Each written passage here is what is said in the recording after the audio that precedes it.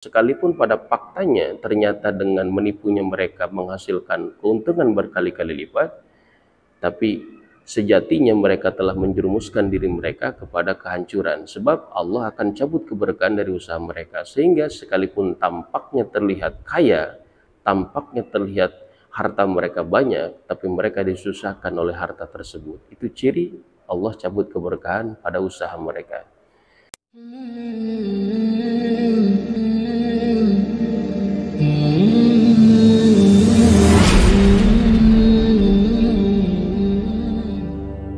Assalamualaikum warahmatullahi wabarakatuh.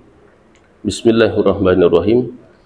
Innal hamdalillah usolli wa usallimu ala Rasulillah Sayyidina Muhammad ibn Abdillah sallallahu alaihi wasallam wa ala alihi washabihi dzawil ulumi wal hikmah. Pada kesempatan kali ini kita akan membahas tentang nama-nama dan tugas-tugas daripada keturunan atau bala tentara iblis laknatullah. Terdapat keterangan di dalam kitab Nasoihil Ibad halaman 51, makalah yang ketiga dari Sayyidina Umar radhiyallahu an. Wal maqalatu salisatu, dan makalah yang ketiga, qala Umar radhiyallahu an, berkata Sayyidina Umar bin Khattab radhiyallahu an, berarti asar sahabat ya, perkataan Sayyidina Umar atau yang disebut dengan asar. Beliau berkata, inna dzurriyyata syaiton, sesungguhnya keturunan setan, ai aulada iblis, artinya anak daripada iblis, ismuhu Azazil, yang mana nama lain dari iblis adalah Azazil, tis'atun, jumlahnya ada 9. Zalitun, yang pertama Zalitun, yang kedua Wasin, yang ketiga Lakus, yang keempat A'wan, yang kelima Hafaf, yang keenam Murrah, yang ketujuh Masud, yang kedelapan Dasim, dan yang kesembilan Walhan. Jadi ada 9 keturunan daripada iblis atau anak-anak iblis, yang mana kesemuanya mempunyai tugas untuk menggoda kita, anak cucu daripada Nabi Allah Adam alaihissalam. Oleh karenanya mudah-mudahan dengan mengetahuinya kita akan nama-nama setan ini dan juga tahu akan tugas-tugas mereka menggoda kita, kita berharap kepada Allah, berdoa kepada Allah agar Allah hindarkan kita dari godaan dan tipu daya iblis, dan agar senantiasa kita bisa istiqomah dalam ibadah kepada Allah Subhanahu wa taala. Amin ya Allah ya rabbal alamin. Fa amma Zalitun, adapun bermula setan yang bernama Zalitun, fa huwa sahibul aswaq, adalah setan yang ditugaskan untuk menggoda pasar, orang-orang yang berada di pasar. Jadi payan sibu biha royatahu ailiwaahu, Zalitun ini kemudian menancapkan benderanya, mengklaim pasar ini adalah ranah atau wilayah kekuasaan dia untuk menggoda anak cucu Adam. Yuzayyinu lil bai'in al-lagwa wal halaf al kadhiba wa madhasil'ah wa tadfif al kaili wal mizan. Zalitun menggoda para pedagang agar berkata bohong, sumpah dusta, memuji ataupun mengalam dagangan mereka sedemikian rupa yang tujuannya mau menipu konsumen atau pembeli dan mengurangi takaran dan juga timbangan. Nah, ini semua dilandasi dari godaan setan yang bernama Zalitun, atau menurut satu pendapat Zalanbur. Jadi setannya Zalitun namanya. Jadi kadang-kadang pedagang kan apabila mereka dagangnya benar kemudian untungnya sedikit, akhirnya mereka tergoda untuk mengurangi takaran dan timbangan atau menipu konsumen, mengatakan dagangannya manis padahal nyatanya tidak manis, mengatakan modalnya adalah seanu padahal ternyata tidak, dan lain sebagainya. Sekalipun pada faktanya ternyata dengan menipunya mereka menghasilkan keuntungan berkali-kali lipat, tapi sejatinya mereka telah menjerumuskan diri mereka kepada kehancuran, sebab Allah akan cabut keberkahan dari usaha mereka, sehingga sekalipun tampaknya terlihat kaya, tampaknya terlihat harta mereka banyak, tapi mereka disusahkan oleh harta tersebut. Itu ciri Allah cabut keberkahan pada usaha mereka. Kemudian yang kedua ada yang namanya Wasin. Nah, Wasin ini adalah sohibul musibat, setan yang ditugaskan untuk menggoda orang-orang yang terkena musibah. Jadi yuzayyinu siyaha walat mal hudud wa nahwahu, walat mal hudud wa nahwihi, jadi menggoda orang-orang yang terkena musibah agar berteriak, kemudian menepuk-nepuk atau memukul-mukul pipi mereka, atau menyewek-nyewek baju mereka, dan lain sebagainya, perkara-perkara yang mengindikasikan akan ketidakridhoan dan ketidakikhlasan akan musibah yang diberikan Allah kepada mereka. Dan itu semua peran daripada iblis yang bernama wasin.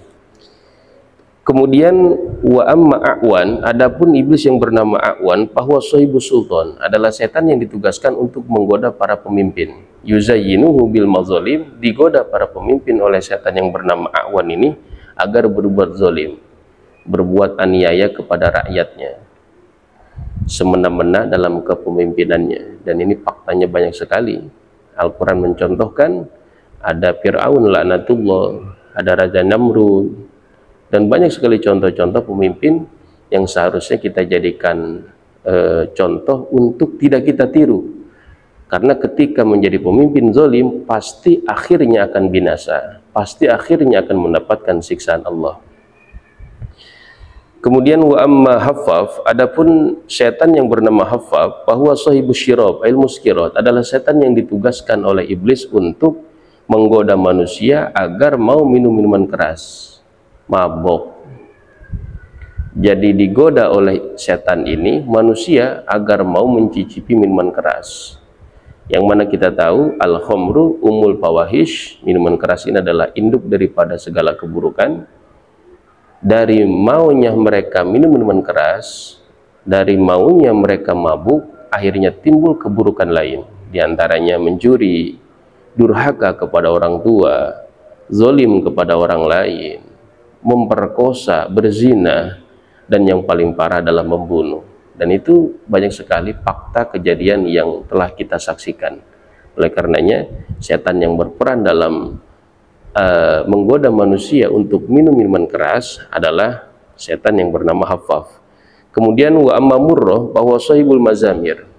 Selanjutnya setan yang bernama Murrah adalah setan yang ditugaskan untuk menggoda manusia bermain alat-alat musik, alatul malahi, yang mana tujuannya agar lupa kepada Allah dan terus senang kepada alat-alat musik tersebut yang menjerumuskan mereka kepada perbuatan dosa lainnya.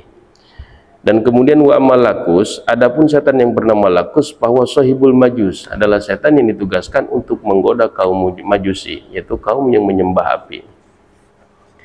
Dan selanjutnya wa amal masud, adapun setan yang bernama masud adalah bahwa sahibul akhbaril kadzibah yulqiha fi afwahin nas wala yajiduna laha aslan. Setan gosip, setan yang menyebarkan kabar-kabar bohong kepada orang-orang, kemudian oleh orang yang diberikan kabar bohong tersebut diberikan kabar lagi, dia sebarkan lagi kabar tersebut kepada orang lain, sehingga jadilah gibah. Kita tahu gibah ini adalah dosa besar, bahkan ribuan istighfar kepada Allah tidak akan melebur dosa gibah kecuali kita meminta maaf kepada orang yang kita gibahi. Dan gibah ini ringan, gibah ini terlihat sederhana, tapi dosanya begitu besar. Dan setan yang berperan atau berandil dalam membuat kita selaku manusia bergibah ataupun menggunjing orang lain dengan kabar-kabar bohong, menebarkan gosip, itu adalah masud. Kemudian wa amad dasim, adapun setan yang bernama dasim adalah bahwa sahibul buyut, setan yang ditugaskan oleh iblis untuk merusak rumah tangga. Idza dakhala ar-rajulu al-manzila wa lam yusallim ala ahlihi wa lam yadhkur ismallah aw qafi ma bainahum al-munazaah.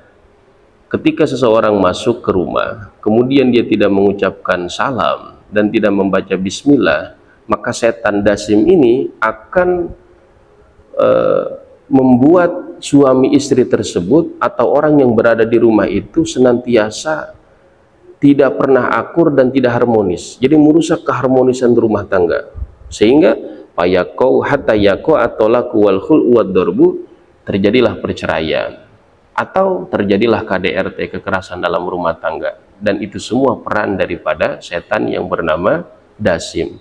Oleh karenanya ketika kita pulang dari manapun pulang ke rumah, maka hendaklah kita ketika masuk rumah mengucapkan salam assalamualaikum dan juga membaca bismillah. Karena setan dasim ini diriwayatkan akan mengikuti kita, dan bila mana kita masuk tanpa mengucapkan salam dan bismillah, dia akan ikut masuk, dan bila kita makan tanpa membaca bismillah, dia akan ikut makan, dan bila mana kita tidur, dia pun akan ikut tidur. Setannya bernama Dasim. Lalu kemudian wa amma walhan, adapun setan yang bernama walhan, bahwa yuwaswisu fil wudu'i was sholati wal ibadati, yaitu setan yang ditugaskan oleh iblis untuk menggoda anak cucu Adam, kita sebagai manusia pada saat berwudu, sholat, dan ibadah-ibadah lainnya. Jadi pada saat wudu, mandi, hadas besar, menghilangkan najis, sholat, dan ibadah-ibadah lainnya, ada setan yang bernama walhan yang ditugaskan untuk memberikan kewaswasan pada kita, sehingga pada saat sholat kita akan hilang khusyuk. Apakah saya rokat kedua atau rokat ketiga, kemudian apakah tadi saya baca Fatihah atau tidak, kemudian memikirkan hal-hal duniawi yang padahal sebelum sholat hal itu tidak terpikirkan, tapi pada saat sholat langsung terpikirkan. Itu adalah peran andil daripada anak cucu iblis, anak iblis yang bernama walhan. Dan kemudian wa dzakara ba'duhum, sebagian ulama mengatakan bahwasanya ada 3 setan lagi, maksudnya ada 3 nama setan sebagai pengganti 3 setan dari yang 9 tadi. Yang pertama adalah A'war, wahwa syaitanu zina, yaitu setan yang ditugaskan untuk menggoda manusia agar berbuat zina. Yanfuhu fi ihlilir rajul, yang mana ditugaskan untuk meniup kepada kemaluan laki-laki sehingga timbul syahwat, akhirnya terjadilah perzinahan. Lalu yang kedua yaitu wasnan. Nah, wasnan ini syaitonun naum, setan yang ditugaskan oleh iblis untuk menggoda manusia agar ngantuk atau tidur pada saat beribadah. Yuskilu ar-ra'sa wal ajban anil qiyam ila sholat wa nahwiha wa yuqidhu ilal qabihi min zinan wa nahwihi. Jadi agar berat manusia ini ketika mau sholat, dibuat berat matanya, kepalanya untuk sholat, untuk ngaji, dan ibadah-ibadah lainnya, dan kemudian dibangkitkan ketika untuk melakukan maksiat seperti zina, mencuri, ghibah, dan lain sebagainya. Dan ini semua kita rasakan ketika ada ajakan untuk ngaji, berat rasanya kita untuk memenuhi ajakan tersebut. Tapi ketika ada ajakan untuk ngobrol, yang mana kita paham pasti ending dari obrolan itu adalah ghibah, semangat rasanya kita, karena itu adalah bentuk peran daripada godaan anak cucu iblis yang bernama A'war. Dan kemudian yang bernama wasnan. Dan kemudian yang ketiga, pengganti dari yang 9, salah satu dari yang 9 tadi adalah abyad. Nah, abyad ini muwakkalun bil anbiya wal auliya, itu ditugaskan untuk menggoda para nabi dan para wali-wali Allah. Cuman para nabi fasalimu minhu, para nabi selamat daripada godaan setan abyad ini, karena memang nabi itu maksum, terjaga daripada perbuatan dosa. Sedangkan para wali fahum mujahiduna lahu, mereka berperang untuk bisa selamat daripada godaan setan abyad ini. Ada yang kemudian tergoda juga, diantaranya kita tahu cerita tentang ulama yang sangat terkenal dari Bani Israel di zaman Nabi Musa alaihissalam, ada Bal'am bin Bauro, dan juga ada Kibar Siso, dan juga banyak sekali contoh-contoh para orang alim atau para wali-wali Allah yang menutup ajal mereka dengan su'ul khotimah. Karenanya kita meminta kepada Allah agar senantiasa diselamatkan daripada tipu daya dan godaan iblis beserta bala tentaranya, dan agar Allah berikan kita husnul khotimah ketika ajal datang kita nanti, dan kemudian Allah kumpulkan kita bersama baginda Nabi Muhammad SAW di surganya Allah. Amin ya Allah ya Rabbal Alamin. Mudah-mudahan keterangan di dalam kitab Nasuhi Libat ini ada manfaatnya dan dapat kita amalkan serta kita aplikasikan dalam kehidupan sehari-hari. Hadanallahu wa iyyakum ajmain. Assalamualaikum warahmatullahi wabarakatuh.